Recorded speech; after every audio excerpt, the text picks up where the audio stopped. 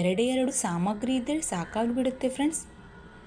ಆರೋಗ್ಯಕರವಾದ ಮತ್ತು ರುಚಿಕರವಾದ ದೋಸೆ ರೆಡಿಯಾಗುತ್ತೆ. ಹಾಗಾದರೆ ತಡೆಯೋಕ್ಕೆ ಯಾರೆಲ್ಲ ಸಬ್ಸ್ಕ್ರೈಬ್ ಮಾಡದೆ ನೋಡ್ತಾ ಇದ್ದೀರಾ ಪ್ಲೀಸ್ ಸಬ್ಸ್ಕ್ರೈಬ್ ಮಾಡಿ. ಇನ್ನಷ್ಟು ವಿಡಿಯೋಗಾಗಿ ಬೆಲ್ಲೈಕನನ್ನು ಒತ್ತಿ ವಿಡಿಯೋ ಕೊನೆವರೆಗೂ ನೋಡಿ. ನಮಸ್ಕಾರ ಎಲ್ಲರಿಗೂ, welcome back to Jaya recipe. ನಾನು ಇವತ್ತು ಮೆಂತ್ಯ ದೋಸೆ ಮಾಡ್ತಾ ಇದ್ದೀನಿ. ಮೆಂತ್ಯ ದೋಸೆ ಮಾಡಲು 1 ಗ್ಲಾಸು ರೇಷನ್ ಅಕ್ಕಿ, ಅಂತಂದರೆ ಸಾಮಾನ್ಯವಾಗಿ ಎಲ್ಲರ ಮನೆಯಲ್ಲೂ ರೇಷನ್ ಅಕ್ಕಿ ಇರುತ್ತೆ. ಯಾವುದೇ ರೀತಿಯ ಅಕ್ಕಿಯನ್ನು ಯೂಸ್ ಮಾಡಿ ನೀವು.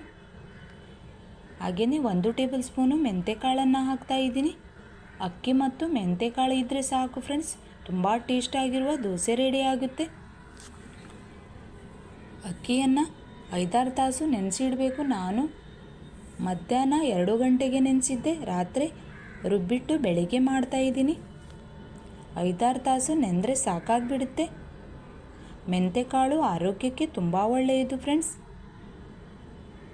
ಒಂದೇ ರೀತಿಯ ದೋಸೆ ತಿಂದು ಬೇಸರವಾದರೆ ಇದನ್ನು ನೀವು ಮಾಡಿ ತಿನ್ಬೋದು. ತುಂಬ ಈಸಿಯಾಗಿ ಕಡಿಮೆ ಸಾಮಗ್ರಿಗಳಿಂದ ರೆಡಿಯಾಗಿಬಿಡುತ್ತೆ. ನೆನೆಸಿ ಆಗಿದೆ, ಈಗ 8 ತಾಸಾಗಿದೆ. ಇದನ್ನು ನೀಟಾಗಿ ರುಬ್ಕೊಳ್ಬೇಕು. ನೈಸಾಗಿ ಮಿಕ್ಸರ್ ಜಾರಲ್ಲಿ ಸ್ವಲ್ಪ ನೀರು ಹಾಕಿಬಿಟ್ಟು, ಮೆಂತ್ಯಕಾಳು ಜಾಸ್ತಿ ಹಾಕಬೇಡಿ. ಮೆಂತ್ಯಕಾಳು ಜಾಸ್ತಿ ಹಾಕೋದ್ರಿಂದ ದೋಸೆ ಚೆನ್ನಾಗಿ ಬರುವುದಿಲ್ಲ. 1 ಟೇಬಲ್ ಸ್ಪೂನ್ ಹಾಕಿ ಸಾಕಾಗಿಬಿಡುತ್ತೆ. ನೈಸಾಗಿ ರುಬ್ಬಿ ರೆಡಿಯಾಗಿದೆ. ಈಗ ಬೇರೆ ಪಾತ್ರೆಯಲ್ಲಿ ತೆಗಿತಾ ಇದ್ದೀನಿ. ರುಚಿಗೂ ತಕ್ಕಷ್ಟು ಉಪ್ಪು ಹಾಕಿ ಸೈಡಲ್ಲಿ ಇಟ್ಟುಬಿಡಬೇಕು. ರಾತ್ರಿ ರುಬ್ಬಿಟ್ಟು ಬೆಳಿಗ್ಗೆ ಮಾಡ್ತಾಯಿದ್ದೀನಿ ನಾನು. 5-6 ತಾಸು ಮೊದಲೇ ನೆನೆಸಿಡಬೇಕು ಮತ್ತು 5-6 ತಾಸು ಮೊದಲೇ ರುಬ್ಬಿಡಬೇಕು. ಈ ರೀತಿ ರುಬ್ಬಿಡುವುದರಿಂದ ಉಬ್ಬಿ ಚೆನ್ನಾಗಿ ಬರುತ್ತೆ ಮೆಂತ್ಯ ದೋಸೆ. ಚೆನ್ನಾಗಿ ಮಿಕ್ಸ್ ಮಾಡ್ತಾ ಇದ್ದೀನಿ. ಎಷ್ಟು ಸೂಪರಾಗಿ ಬಂದಿದೆ ನೋಡಿ ದೋಸೆ ಹಿಟ್ಟು. ಈಗ ಗ್ಯಾಸ್ ಆನ್ ಮಾಡಿಬಿಟ್ಟು ಗ್ಯಾಸಿನ ಮೇಲೆ ದೋಸೆ ಕಾವಲಿ ಇಟ್ಟಿದ್ದೀನಿ.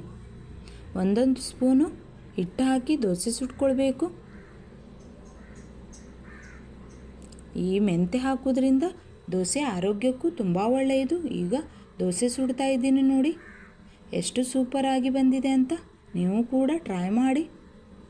ಒಂದೇ ಥರ ಬ್ರೇಕ್ಫಾಸ್ಟ್ ತಿಂದು ಬೇಸರ ಅನ್ನಿಸಿದರೆ ಇದನ್ನು ಮಾಡ್ಕೊಳ್ಬೋದು ನೀವು ಈಸಿಯಾಗಿ.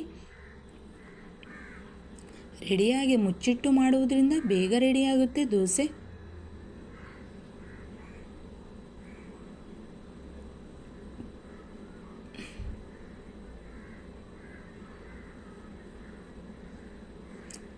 ಎಷ್ಟು ಚೆನ್ನಾಗಿ ಬರ್ತಾ ಇದೆ, ಸಾಫ್ಟಾಗಿ ಬಂದಿದೆ ಫ್ರೆಂಡ್ಸ್ ದೋಸೆ.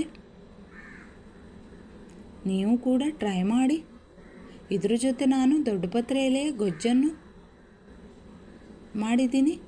ಈಗಾಗಲೇ ಗೊಜ್ಜಿನ ರೆಸಿಪಿಯನ್ನು ಅಪ್ಲೋಡ್ ಮಾಡಿದ್ದೀನಿ ಫ್ರೆಂಡ್ಸ್, ಅದನ್ನು ಸಹ ಟ್ರೈ ಮಾಡಿ. ಭಾಳಷ್ಟು ದೋಸೆ ರೆಸಿಪಿಯನ್ನು ಕೂಡ ಅಪ್ಲೋಡ್ ಮಾಡಿದ್ದೀನಿ, ಅದನ್ನು ಕೂಡ ನೀವು ಟ್ರೈ ಮಾಡಿ.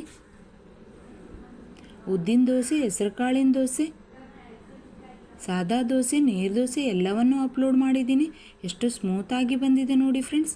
ತಿನ್ನಲು ಕೂಡ ಅಷ್ಟೇ ರುಚಿಯಾಗಿರುತ್ತೆ. ನೀವು ಕೂಡ ಟ್ರೈ ಮಾಡಿ. ವಿಡಿಯೋ ಕೊನೆವರೆಗೂ ನೋಡಿ. ಇಷ್ಟವಾದಲ್ಲಿ ಲೈಕ್, ಶೇರ್, ಸಬ್ಸ್ಕ್ರೈಬ್ ಮಾಡಿ. ಇನ್ನಷ್ಟು ವಿಡಿಯೋಗಾಗಿ ಬೆಲ್ಲೈಕನನ್ನು ಒತ್ತಿ. ಇದೇ ರೀತಿ ಹೊಸ ಹೊಸ ರೆಸಿಪಿಗಳಿಗಾಗಿ ಜಯ ರೆಸಿಪಿಯನ್ನು ಸಬ್ಸ್ಕ್ರೈಬ್ ಮಾಡಿ. ದೋಸೆ ಟ್ರೈ ಮಾಡಿ ಹೇಗಿದೆ ಅನಿಸಿಕೆಗಳನ್ನು, ಅಭಿಪ್ರಾಯಗಳನ್ನು ಕಮೆಂಟ್ಸ್ ಮೂಲಕ ಕಮೆಂಟ್ಸ್ ಮಾಡಿ.